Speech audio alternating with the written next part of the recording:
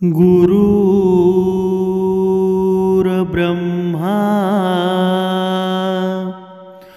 गुरुर्विष्णू गुरुर्देव महेश्वरा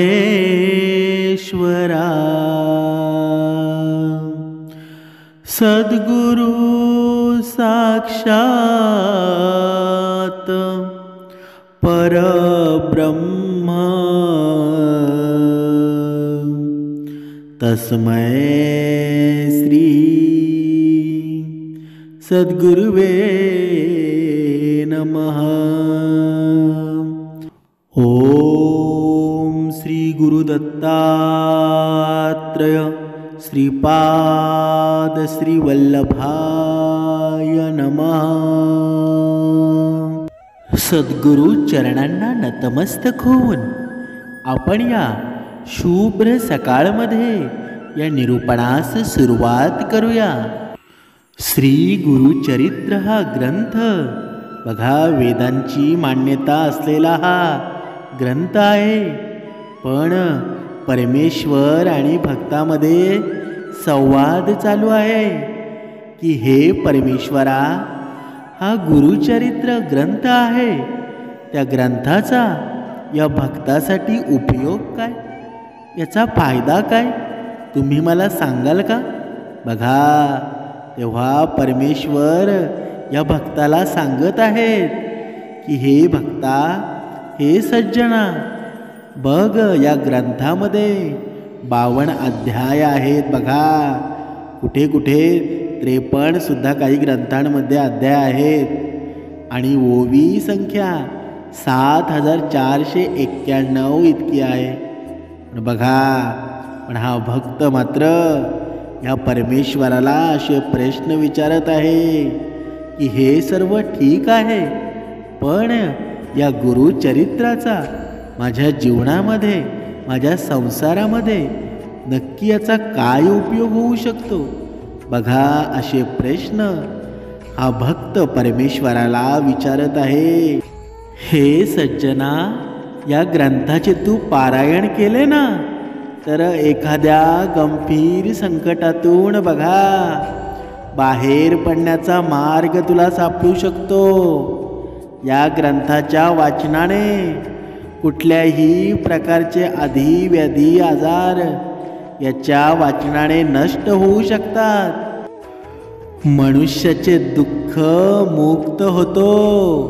घरामध्ये गुरुचरित्र वाचनाने नकारात्मक वातावरण नाहीसं होतं आणि आनंद, चैतन्य आणि प्रसन्नता निर्माण होते। पुढे बघा, समर्थ सांगत आहेत की पितृदोष व वास्तुदोष यावरती उपाय म्हणून गुरुचरित्र पारायण केल्यास प्रभावी अनुभव येतात।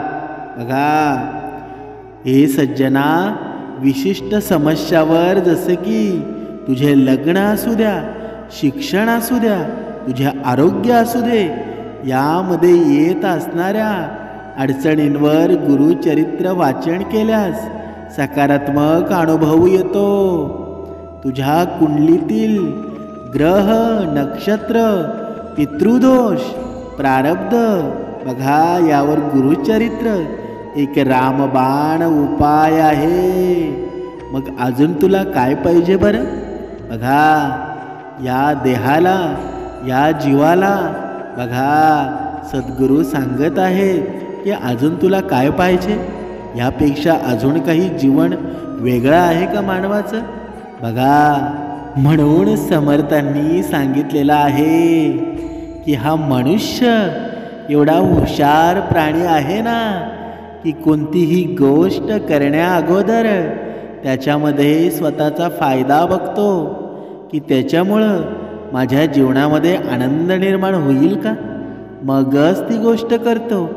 पण समर्थ इथे या मनुष्याला सांगत आहेत की श्री गुरुचरित्र हे चरित्र आहे ना, एवढं श्रेष्ठ आहे की या बघा अध्याय 1 ते अध्याय 52-53 पर्यंत प्रत्येक अध्यायाचा बघा फायदा वेगवेगळा आहे.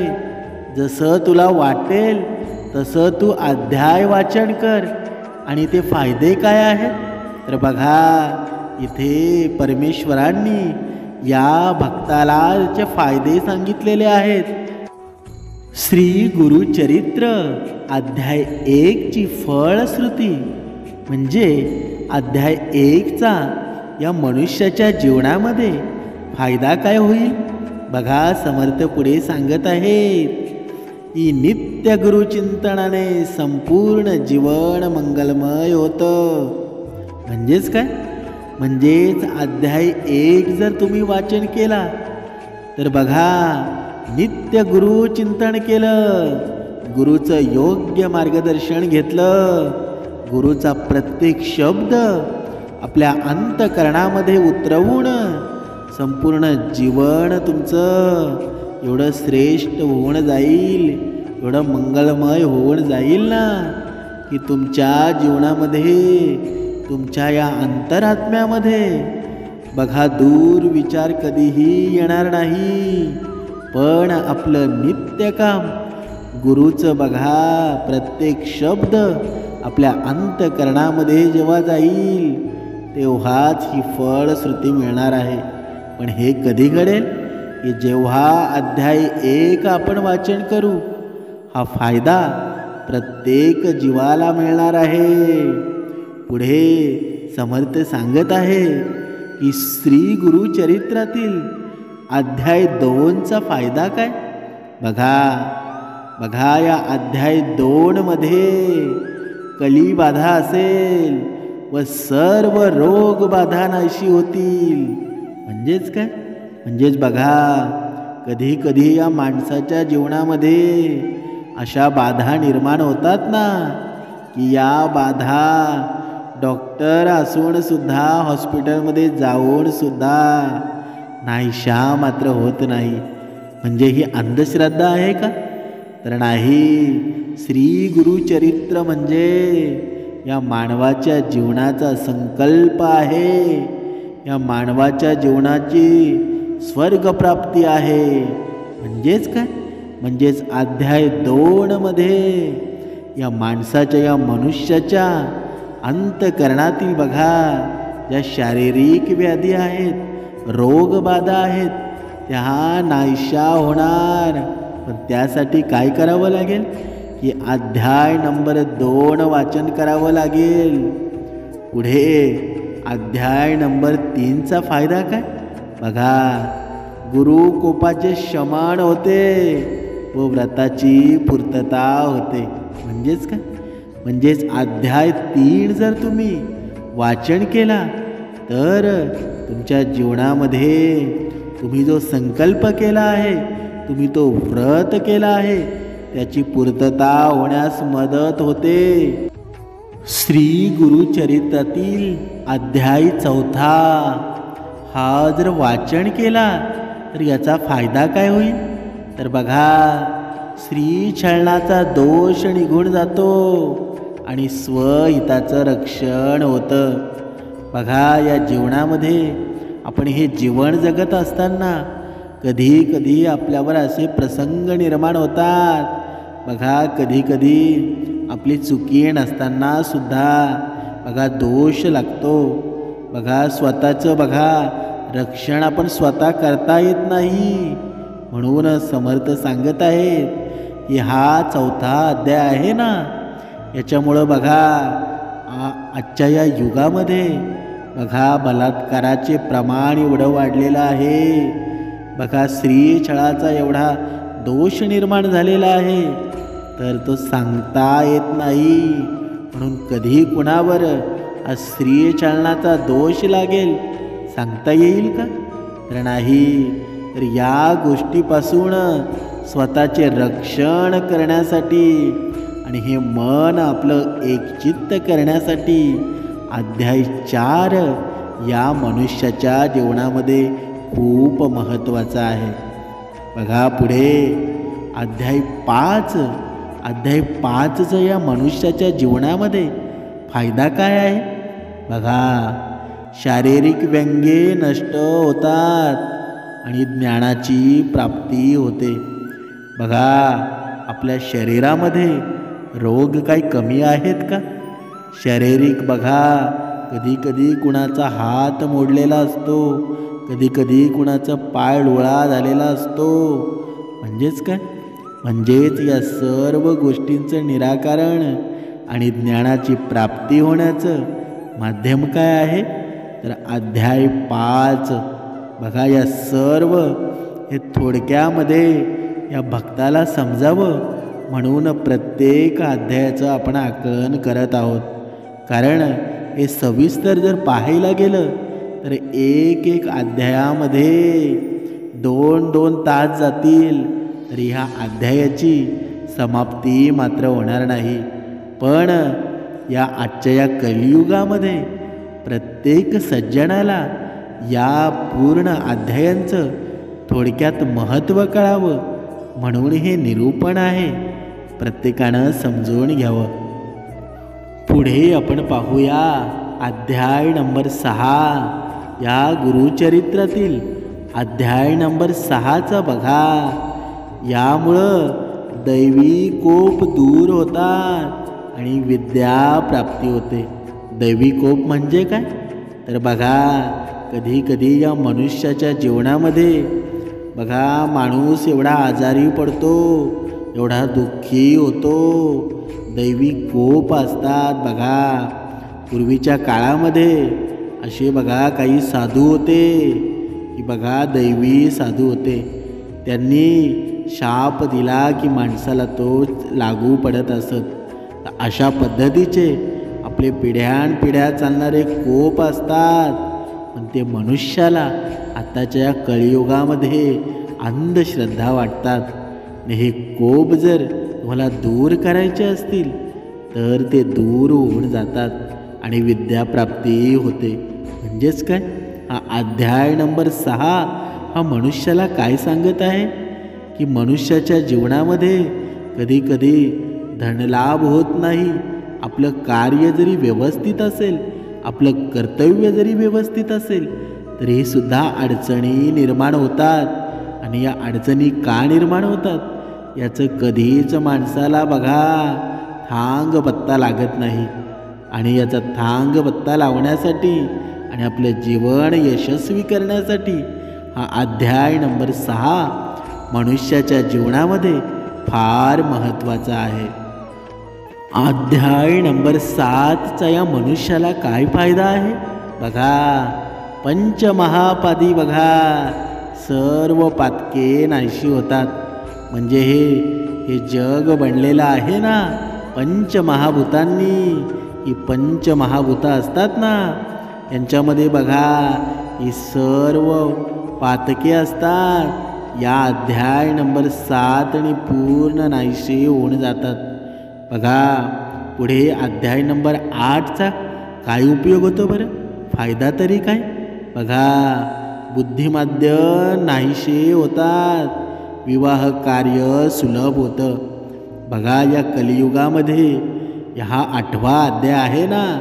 बघा, आपल्या घरामधील आपली मुलगी असो, आपला भाऊ असो, बघा लग्न जमण्यामध्ये एवढे प्रॉब्लेम सध्या येत आहेत. विवाह कार्य अडथळे निर्माण होत आहेत. पण ज्यांच्या घरामध्ये कुटुंबामध्ये ज्यांचे विवाह होत नसतील ना, त्यांच्या जीवनामध्ये अध्याय नंबर 8 बघा तुमचं विवाह कार्य होण्यास सुलभ दिवस येतील. बघा तुम्ही, आणि आता दत्त जयंती येणार आहे, दत्त गुरु जयंती येणार आहे. बघा, त्याच्यामुळं या अध्यायांचा आपल्या या मनुष्याच्या जीवनामध्ये खूप महत्त्व निर्माण होणार आहे. त्याच्यामुळं ज्यांच्या जीवनामध्ये तुमचा विवाह जर होत नसेल तर हे 8वा अध्याय तुमच्या विवाहाला बघा योग्य दिशा देण्यात येईल. पुढे पाहूया अध्याय नंबर 9. बघा, या अध्याय नंबर 9 आपण जर वाचन केलं ना तर सर्व शुभ कामना गुरुकृपेने पूर्ण होतील. तुमच्या जीवनामध्ये असलेले बघा काही तुम्ही तुमच्या मनामध्ये ठरवलेल्या गोष्टी आहेत, त्या तुमच्या गोष्टी होत नसतील तर तुमच्या गुरुकृपेने या सर्व गोष्टी मार्गी लागतील. म्हणजेच काय, म्हणजेच तुमचे शुभ दिवस चालू होतील. म्हणून 8वा आणि 9वा हे 2 अध्याय बघा या मनुष्याच्या जीवनामध्ये खूप महत्त्वाचे आहेत. म्हणून गुरुकृपा जिथे होते ना तिथे बघा सर्व काही व्यवस्थित होतं. म्हणून बघा पुढे अध्याय नंबर 10, हा अध्याय नंबर 10 जर आपण वाचन केलं तर बघा नवस तुमचा फळाला लागेल, चोरीचा आळ दूर होईल. म्हणजेच काय, म्हणजेच या मनुष्याच्या जीवनामध्ये बघा कधी कधी माणसाच्या चुकी नसताना सुद्धा आळ येऊन येतो. बघा कधी कधी चोरी दुसराच करतो, पण दुसऱ्याने चोरी केली तरी आपल्यावर आळ येतो. आणि बघा आपल्या या आयुष्यामध्ये माणसाचं जीवन चांगलं व्हावं म्हणून माणूस काय नवस कमी करतो का? बघा मला धन मिळू दे, बंगला मिळू दे, गाडी मिळू दे, या सर्व गोष्टी बघा माणूस या जीवनामध्ये नवस करत असतो. पण हे नवस केल्याने मात्र हे शक्य होतात का? तर बघा पुढे परमेश्वर सांगत आहे या अध्याय नंबर 10 आहे ना की तुमच्या मनामध्ये जे काही असेल ते सर्व तुम्हाला मिळून जाईल आणि तुमच्यावर आलेला आळ असेल तो सुद्धा मिटून जाईल. म्हणून अध्याय नंबर 10 या मनुष्याच्या जीवनामध्ये खूप महत्त्वाचा आहे. अध्याय नंबर 11 या मनुष्याला बघा, या मनुष्याला वेळ कमी आहे का? बघा काही माणसाला बघा स्त्रीचं वेळ असतं, स्त्रीचा संग असतो, ते काय चांगलं आहे का? तर बघा या अशा प्रकारचे वेळ असतील. काहींना कसले कसले वेळ असतात बघा हे सांगणं कठीण आहे. पण ज्यांना हे वेळ जर सुटत नसेल ना बघा त्यांनी अध्याय नंबर 11 वाचन पठण करावं. तुमच्या जीवनामध्ये नक्कीच आनंद निर्माण होईल. पुढे अध्याय नंबर 12 या मनुष्याला काय सांगत आहे की बघा समर्थ सांगत आहेत की अध्याय नंबर 12 आहे ना तो प्रत्येक मनुष्याच्या जीवनामध्ये खूप महत्त्वाचा आहे. कारण माणूस भक्ती करायला काय येतो त्याचं बघा 90% भक्ती मार्गामध्ये एकच कारणासाठी येतात की माझं दारिद्र्य नष्ट व्हावं, माझ्यावरचं संकट नष्ट व्हावं आणि मला धनप्राप्ती व्हावी. म्हणजेच काय, म्हणजेच बघा मनुष्य देवासाठी जास्त येतो का? तर देवासाठी येतच नाही. माणसाचं अगोदर ध्येय असतं की मला माझ्या जीवनातील दारिद्र्य नष्ट व्हावं. आणि या अध्याय नंबर 12 तुमच्या जीवनामधील संकट असतील, तुमची दयनीय अवस्था झालेली असेल, दारिद्र्य निर्माण झालं असेल, याचं निवारण झाल्याशिवाय राहणार नाही. म्हणून आपल्या जीवनामध्ये 12व्या अध्यायाला खूप अनन्यसाधारण महत्त्व आहे. पुढे अध्याय नंबर 13 काय सांगतो बघा सर्व प्रकारच्या पोटाच्या व्याधी नाहीशा होतील. म्हणजेच आपल्या शरीरामध्ये पोटामध्ये बघा या कलियुगामध्ये बघा अपेंडिक्सचे ऑपरेशन किती या पोटाच्या व्याधी निर्माण झालेल्या असतात. पण या व्याधींना बघा दवाखान्यात आपण जातो आणि दवाखान्यांमध्ये लाखो रुपये खर्च करतो तरीसुद्धा आराम भेटतो का? बघा काही गोष्टी असतात या प्रत्येक काही भक्तांना या अंधश्रद्धा वाटतील, पण तुम्ही एकदा तरी हे अध्याय वाचन करा, पठण करा. बघा तुमच्या जीवनामध्ये तुम्हाला बदल जाणवतोय की नाही. बघा पुढे समर्थ सांगत आहेत अध्याय नंबर 14 बघा प्राणघातक गंडार तरापासून स्वरक्षण लाभतं. म्हणजे काय? म्हणजेच अडचणींपासून मुक्त होण्यासाठी गुरुचरित्र अध्याय नंबर 14 किती महत्त्वाचा आहे बरं. म्हणजेच आपल्या जीवनामधील अडचणी बघा, असा माणूस नाही त्याच्या जीवनामध्ये अडचणी नाही. आणि हाचा अध्याय नंबर 14 मनुष्याच्या जीवनामध्ये प्रत्येक प्रकारची अडचणींपासून मुक्त होण्यासाठी हा अध्याय खूप महत्त्वाचा आहे. पुढे अध्याय नंबर 15 बघा, तीर्थयात्रांना सफलता प्राप्त होते. बघा, कधी कधी आपण म्हणत असतो की जर तुझ्या देहामध्येच परमेश्वर आहे तर तू तीर्थयात्रांना का जातो बरं. बघा, आपण हसता हसता मध्ये असं बोलत असतो की परमेश्वर आपल्यामध्येच आहे, तीर्थयात्रांना जाऊन परमेश्वर भेटतो का. पण समर्थ सांगत आहे की या गुरुचरित्रामध्ये असा एकही अध्याय नाही की तिथे या मनुष्याचा फायदा होणार नाही. म्हणजेच काय, जे माणसं तीर्थयात्रांना जातात त्यांना सुद्धा पुण्याचा लाभ होतो, सफलता प्राप्त होते. म्हणून हा 15वा अध्याय सुद्धा मनुष्याच्या जीवनामध्ये खूप महत्त्वाचा आहे. बघा, अध्याय नंबर 16 या 16व्या अध्यायामध्ये आदरणीयता निंदा, बघा, अपमान केल्याचा दोष दूर होतो. म्हणजेच काय, बघा, आपली वडीलधारी माणसं असतात, कधी कधी नकळता आपण बघा वडीलधाऱ्या माणसांचा अपमान करत असतो. माणसाच्या जीवनामध्ये बघा हा रावण रूपी राक्षस आहे ना, रावण रूपी राक्षस, अहंकार रूपी राक्षस जेव्हा निर्माण होतो तेव्हा माणूस समोर कोण आहे, काय आहे हे अजिबात बघत नाही आणि दुसऱ्याची निंदा करायला लागतो. पण या अगोदर आपल्या जीवनामध्ये जे काही झालेलं असेल बघा, त्यांना क्षमा करण्यासाठी हा अध्याय नंबर 16 आहे. अपमान केल्याचा दोष असेल ना, तो तुमचा दूर होऊन जाईल. म्हणून या 16व्या अध्यायाला खूप अनन्यसाधारण महत्त्व आहे. अध्याय नंबर 17 बघा, या अध्याय नंबर 17व्यामध्ये ज्ञान व गुरुकृपा यांचा लाभ होतो. म्हणजेच आपण जी भक्ती करतो, आपण जे श्रवण करतो, बघा, हे श्रवण केल्याचं कधी कधी माणूस विचार करत असतो, मी बघा माझ्याकडे ज्ञान आहे, गुरुकृपा आहे, तरीही सुद्धा मला लाभ मात्र होत नाही. पण हा अध्याय नंबर 17 जर तुम्ही वाचन केला तर तुमच्या प्रश्नाचं उत्तर तुम्हाला मिळून जाईल. बघा, आता पुढे अध्याय नंबर 18 बघा, संपत्तीचा लाभ होऊन दारिद्र्य नाहीसं होतं.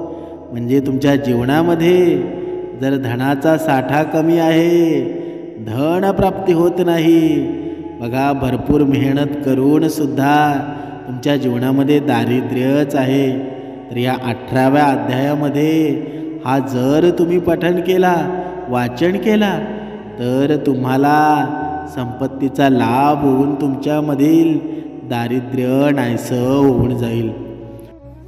अध्याय नंबर 19 बघा, या 19व्या अध्यायामध्ये भाग्याची वृद्धी होते, सद्गुरूंचा लाभ होतो, त्रिस्थळी यात्रांना पुण्य लाभतं. म्हणजेच काय, म्हणजेच आपण बघा म्हणत असतो भाग्य फळायला आलं, म्हणजे आपल्या जीवनामध्ये असा काही एक दिवस येतो ना, तर अचानक आपलं भाग्य उजळतं.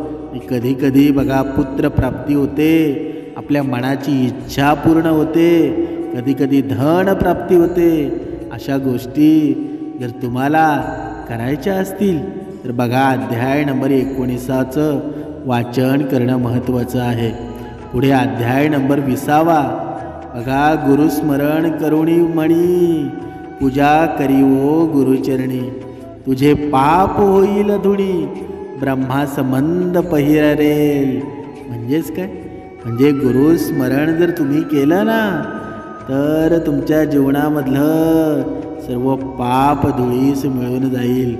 आणि ते पाप धुळीस मिळून जाईल, तुम्ही पुण्याचे वाटेकरी व्हाल. म्हणून 20वा अध्याय सुद्धा खूप महत्त्वाचा आहे. पुढे अध्याय नंबर 21वा बघा. या अध्याय नंबर 21वा आहे ना, तो प्रत्येक माणसाच्या जीवनामध्ये खूप महत्त्वाचा आहे. बघा, असा या जगामध्ये कोणी माणूस नाही की त्याला मृत्यूचं भय नाही. पण ह्या 21व्या अध्यायामध्ये मृत्यू बघा, मृत्यूच्या भयापासून या माणसाला मुक्तता होऊ शकते. मृत्यूचं भय राहणार नाही. म्हणून हा 21वा अध्यायसुद्धा खूप महत्त्वाचा आहे. पुढे अध्याय नंबर 22वा बघा. आपल्या या जीवनामध्ये आपली मुलगी असो, बघा आपली बहीण असो, बघा वांजपणा कधीकधी माणसाच्या जीवनामध्ये एवढा क्रूरपणा निर्माण करतो की ज्या स्त्रीला वांजपणा आहे तिला विचारा त्या वांजपणाचं दुःख किती आहे. बघा, या वांजपणा ह्या 22वा अध्याय जर तुम्ही वाचन केला तर तो सुद्धा तुमच्या जीवनामध्ये फरक जाणवल्याशिवाय राहणार नाही. बघा, कधीकधी बाळंतपणीला चांगले दूध येत नाही, तर हे सुद्धा याचं कारण आहे. म्हणून या अध्याय नंबर 22व्यामध्ये हे जर तुम्ही पाठन केलं, बघा वाचन केलं, तर या गोष्टींमध्ये नक्कीच फरक पडू शकेल. पुढे अध्याय नंबर 23वा बघा. या अध्याय नंबर 23मध्ये पिशाच्च बघा बाधा असते. पिशाच्च बाधा असते, ती नष्ट होऊन जाते. अध्याय नंबर 24वा. या अध्याय नंबर 24वाचं महत्त्व काय बघा. भ्रम आणि वैचारिक गोंधळ दूर होऊन मन शांती लाभते. आजच्या या कलियुगामध्ये माणसाला दुःख काही कमी आहेत का? तर बघा, माणसाला मन शांती लागायला माणूस पूर्ण बघा ब्रह्मांड फिरतो, तरीसुद्धा मन शांती मात्र लाभत नाही. पण त्यांच्या मनामध्ये गोंधळ निर्माण झालेला असतो. म्हणून हा गोंधळ दूर करण्यासाठी आणि मन शांती बघा, मन शांती हवी असेल ना, तर हा अध्याय नंबर 24वा या मनुष्याच्या जीवनामध्ये खूप महत्त्वाचा आहे. पुढे अध्याय नंबर 25वा बघा. अपात्र लोकांच्या संपर्कात त्यांचे दुष्परिणाम टळतात. बघा, पुढे अध्याय नंबर 26वा. शत्रू निशभ्रम होऊन शरण येतात. बघा, आपल्या जीवनामध्ये काही माणसं असतात, त्यांच्या जीवनामध्ये एवढे शत्रू असतात की ते शत्रू त्यांना पुढे जाऊन देत नाहीत. पण इथे या 26व्या अध्यायामध्ये हे शत्रू आपल्याला शरण येऊन जातात. बघा, त्यांची कितीही जरी ताकद असेल तरीही आपल्या पुढे ते शरण येतात. म्हणून या 26 नंबर अध्यायसुद्धा आपल्या जीवनामध्ये खूप महत्त्वाचा आहे. अध्याय नंबर 27वा. गर्व नष्ट होऊन चित्त शुद्ध होते. विज्ञानाचा छळ दोषांची निवृत्ती होते. म्हणून अध्याय नंबर 27वा बघा. माणसाच्या जीवनामध्ये गर्व काय कमी आहे का? पण कधीकधी माणसाच्या जीवनामध्ये भक्ती करून सुद्धा अचानकपणे कुठून गर्व येऊन जातो ना, तो समजत नाही. म्हणून हा अध्याय नंबर 27वा जर आपण वाचन केला तर माणसाच्या जीवनामध्ये गर्व कमी होण्यास मदत होईल. पुढे अध्याय नंबर 28वा बघा. वाईट कर्मांचे दोष दूर होतात आणि सप्तत सापडतो. म्हणजेच काय, म्हणजेच आपल्या जीवनामध्ये जे काही या अगोदर आपण वाईट कर्म केलेले असतील, बघा आपल्या नकळत काही झालेले असतील, असं म्हणतो आपण, झाले गेलं विसरून जावं, पण मात्र भोग मात्र भोगावेच लागतात ना. म्हणजेच काय, म्हणजे जर तुम्ही अध्याय नंबर 28 जर वाचन केलं तर ते दोषसुद्धा दूर होऊन जातील. पुढे अध्याय नंबर 29 श्रीछळ दोष वासना दोष दूर होऊन जाऊन पवित्र लागतं. बघा माणसाच्या जीवनात वासना दोष असतो. बघा पुढे बघा परमेश्वर सांगतात ह्या वासना दोष आहे ना. बघा आपल्याला सांगण्यात येतं, श्रवणामध्ये सांगण्यात येतं की परश्री माते समान. म्हणजेच काय, म्हणून आपल्या नकळत काही गोष्टी घडलेल्या असतील, वासना दोष कधी झाला असेल आणि तो आपल्याला पाप लागला असेल तर त्या पापाचं रूपांतर पुण्यामध्ये होऊन जाईल. म्हणून घडलेल्या चुकांना जर पडदा टाकायचा असेल तर अध्याय नंबर 29 वाचन करावं लागेल. पुढे अध्याय नंबर 30 बघा कुमारिकांना इच्छित पतीचा प्राप्ती होते. बघा हा खूप महत्त्वाचा अध्याय नंबर 30 आहे. बघा खास महिलांसाठी. बघा ज्या मुलींचं लग्न अजून झालेलं नाही आहे त्यांच्यासाठी खूप महत्त्वाचा हा अध्याय आहे. बघा प्रत्येक मुलगी ह्या कलियुगामध्ये प्रत्येक मुलीला पती चांगला हवा असतो आणि हा चांगला पती जर तुम्हाला हवा असेल तर हा अध्याय नंबर 30 तुमच्या जीवनामध्ये एक बदल घडून आणेल आणि आयुष्य तुमचं अनमोल करून टाकेल. म्हणून हा 30वा अध्याय खूप महत्त्वाचा आहे. पुढे अध्याय नंबर 31 हा सुद्धा महिलांसाठी खूप महत्त्वाचा आहे. बघा तुमच्या पतीवर येणारे विघ्न या अध्याय नंबर 31 टळतात. म्हणून प्रत्येक महिलेने आपल्या पतीसाठी हा अध्याय नंबर 31 करणं खूप महत्त्वाचं आहे. पुढे अध्याय नंबर 32 बघा वैधव्याचं दुःख टळतं आणि अथवा सुसह्य होतात.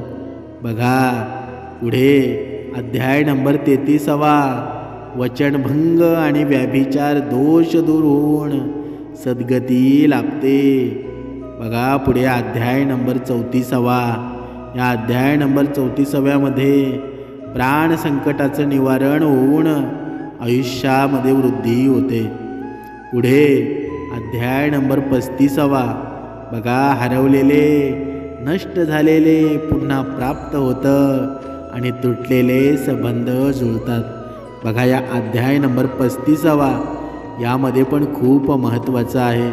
बघा आपल्या जीवनामध्ये कारण कुटुंबामध्ये कधी भाऊ एकमेकांशी बोलत नाही. बघा कधी मुलगा बापाशी बोलत नाही. पण जेव्हा हा तुम्ही अध्याय नंबर 35 जर तुम्ही वाचन केलं ना तर बघा तुमचे तुटलेले संबंध असतील ते जुळण्यास योग्य प्राप्त होतील. म्हणून हा 35वा अध्यायसुद्धा जीवनामध्ये खूप महत्त्वाचा आहे. बघा अध्याय नंबर 36 चुकीच्या समजुती जाऊन अंतकरण शुद्ध होऊन जाईल. बघा अध्याय नंबर 37 मूढ बुद्धी नष्ट होऊन योग्य ज्ञान आणि ब्रह्मप्राप्ती होईल. म्हणजेच काय, बघा या माणसाची बुद्धी कधी एवढी जास्त चालते ना तर ती अति जास्त बुद्धी चालल्यानंतर माणसाचं घात होतो. म्हणून परमेश्वर इथे सांगत आहे की हा 37वा अध्याय आहे ना, हे जर तुम्ही वाचन केलं तर तुम्हाला योग्य ज्ञान मिळेल आणि त्या ज्ञानाची प्राप्ती होऊन जाईल.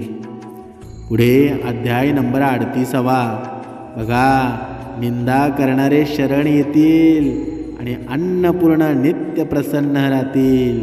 म्हणजेच काय, म्हणजेच आपल्या जीवनामध्ये बघा कधी आपण म्हणतो निंदकाचे घर असावे. बघा निंदकाचे घर आपल्याजवळ असावं तर आपण चांगले होऊ.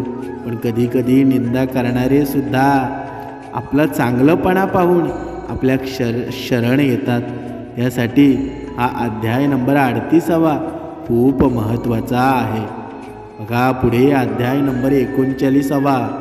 सद्गुरूची प्राप्ती होऊन योग्य मार्ग सापडतो. बघा हा 39वा अध्याय सुद्धा खूप महत्त्वाचा आहे. आपण जी भक्ती केलेली आहे, आपण जे श्रवण केलेलं आहे, आपण जे कर्मगती केलेली आहे, त्याचं फळ या अध्यायामध्ये आपल्याला मिळून जाईल. पुढे अध्याय नंबर 40वा. बघा या अध्याय नंबर 40व्यामध्ये कुष्ठरोग नाहीसा होऊन शरीर निकोप होऊन जाईल. म्हणजेच काय? म्हणजेच या माणसाच्या जीवनामध्ये रोग काही कमी आहेत का? व्याधी काही कमी आहेत का? बघा या चामडीचे रोग असतात, हे कुष्ठरोग असतात, हे बघा नाहीसे होऊन शरीर सुदृढ होऊन जाईल. म्हणून हा अध्याय नंबर ज्यांच्या जीवनामध्ये असे आजार आहेत, हे कुष्ठरोग आहेत, त्यांनी अध्याय नंबर 40वा वाचन केलं पाहिजे. पुढे अध्याय नंबर 41वा. सद्गुरूंची प्राप्ती होऊन योग्य मार्ग सापडतो. बघा आपण म्हणतो की बघा मी भक्ती करतो, मी सगळं श्रवण करतो, पठण करतो, सर्व काही करतो, तरी सद्गुरू मला समोर दिसत नाही. मी उपासनासुद्धा करतो. म्हणून हा अध्याय नंबर 41वा आपल्या जीवनामध्ये सद्गुरूंची प्राप्ती करून देईल आणि योग्य मार्गामध्ये नावून टाकेल. बघा पुढे अध्याय नंबर 42वा. बघा विद्या आणि फळाची प्राप्ती होऊन कर्तबगारीला यश येईल. म्हणजेच काय? हा 42वा अध्याय आहे. यामध्ये योग्य मार्गदर्शन लाभेल आणि तुम्ही जे कार्य करत आहात ना, त्या कार्यामध्ये तुम्हाला यश येऊन जाईल. पुढे अध्याय नंबर 43वा. बघा गर्व आणि क्रोध नाहीसा होऊन ऐश्वर्याची प्राप्ती होईल. म्हणजेच काय? बघा नकळत मगाशी सुद्धा सांगितल्याप्रमाणे या 43व्या अध्यायामध्ये कधीकधी गर्व माणसाला, क्रोध असतो, तो बघा ज्या ठिकाणी आपल्याला धन प्राप्त होणार असेल त्याच्या आड येत असतो. म्हणून या सर्व गोष्टींवर पडदा पाडून हा अध्याय नंबर 43वा बघा वाचन करायला हवा. बघा अध्याय नंबर 44वा. मनातील भ्रम दूर होऊन योग्य मार्ग लाभेल. बघा अध्याय नंबर 45वा. कुष्ठरोग नाहीसा होऊन जाईल आणि गुरुनिष्ठ सफळ होईल, बुद्धी वाढेल. अध्याय नंबर 46वा.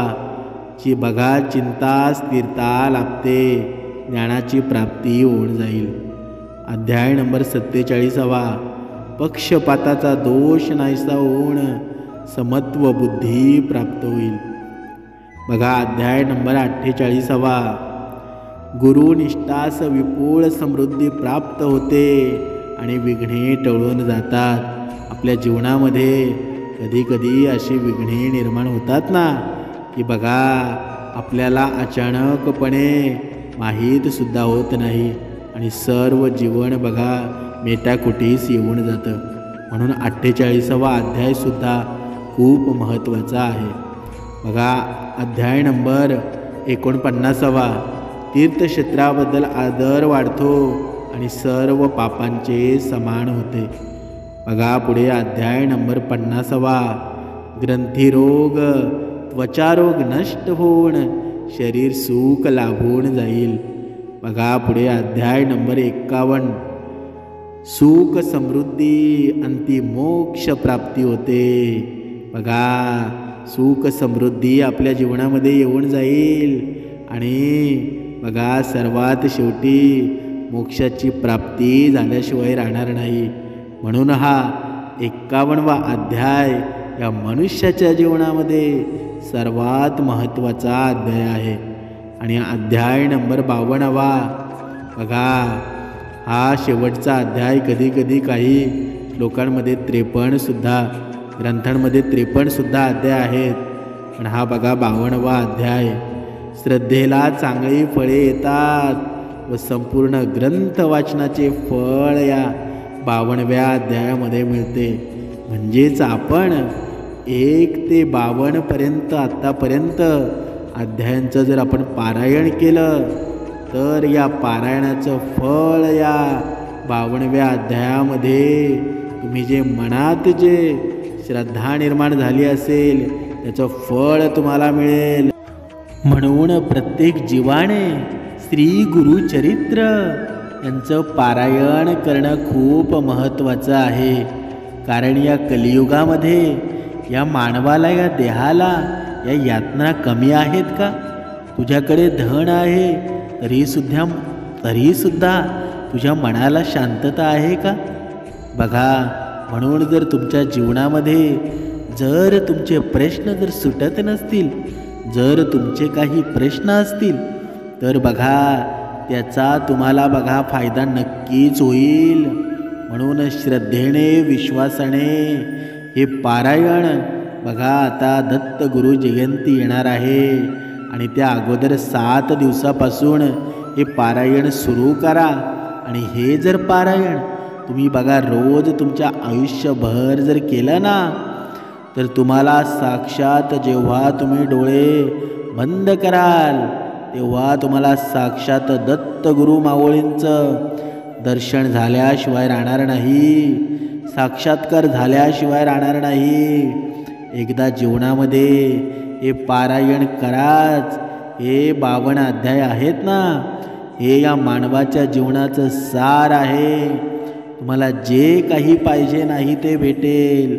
फक्त श्रद्धेने, विश्वासाने दत्त माऊलींचं नाम घ्या आणि या जीवनामध्ये या जीवाचं बघा स्वर्ग लोकामध्ये स्वागतच होईल. म्हणून आत्ता जोपर्यंत या शरीरामध्ये प्राण आहे तोपर्यंत या दत्त माऊलींचं पारायण तुम्ही रोज आपल्या घरामध्ये करा. कारण या चराचरामध्ये, कणाकणामध्ये, या देहामध्ये फक्त माझे दत्त गुरु माऊली सामावलेले आहेत. अशी कुठे जागा नाही तिथे त्यांचा वास नाही. जगी स्थळी पाषाणी फक्त माझे दत्त गुरु माऊली. ओम श्री गुरु दत्तात्रेय श्रीपाद श्री वल्लभाय नमः.